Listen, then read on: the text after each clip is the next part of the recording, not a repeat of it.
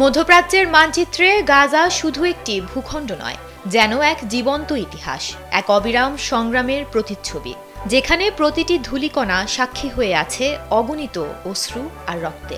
এই জনপদ যা কেবলই স্বপ্ন বুনেছে স্বাধীনতার, বিনিময়ে দেখেছে ধ্বংস আর হত্যাযজ্ঞের বীভৎস চিত্র, আজও এই ভূখণ্ড দাঁড়িয়ে আছে বিশ্বের বিবেকের কাঠগড়ায়।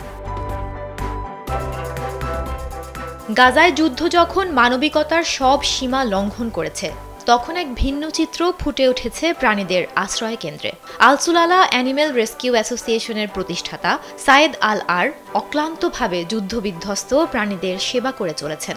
তিনি বলেন, তাদের কাছে এমন কুকুর ও বিড়াল আছে যাদের মালিকরা হয় গাজা ছেড়ে চলে গেছেন, নতুবা আশ্রয় কেন্দ্রগুলোতে বাস্তুচ্যুত হয়েছেন বা মারা গেছেন। আল-সুলালা এই ছিটমহলের একমাত্র প্রাণী সংগঠন।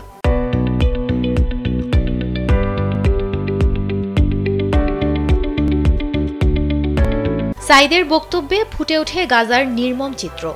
আশ্রয় কেন্দ্রগুলোতে মানুষ নিজেই যেখানে গাদাগাদি করে থাকছে, সেখানে প্রাণীদের ঠাঁই দেয়া কঠিন। সেই সব অসহায় প্রাণীদের দায়িত্ব নিয়েছেন তিনি।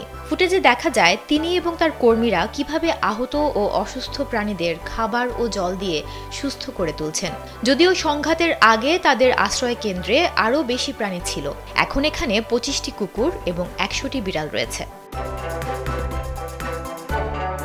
আল-আর ব্যথিত কণ্ঠে বলেন, গোটা বিশ্ব এই যুদ্ধ দেখেছে। মানুষের সাথে সাথে প্রাণীগুলোও নিস্তার পায়নি। কিছু মারা গেছে, কিছু আহত হয়েছে। যুদ্ধের শুরুতেই তারা জাতিসংঘ এবং ইউরোপীয় ইউনিয়নের কাছে উত্তর গাজায় আহত প্রাণীদের সংগ্রহ করার অনুমতি চেয়েছিলেন, যেন তারা ধ্বংসস্তূপের নিচে থাকা ক্ষতিগ্রস্তদের দেহ না খায়। গাজার রক্তাক্ত ভূমিতে যখন সব আশা ফিকি হয়ে আসছে, তখন আল-সুলালার কর্মীরা প্রমাণ করছেন যে যুদ্ধবিধ্বস্ত পশুদের জীবন বাঁচানোর লড়াইও প্রয়োজন।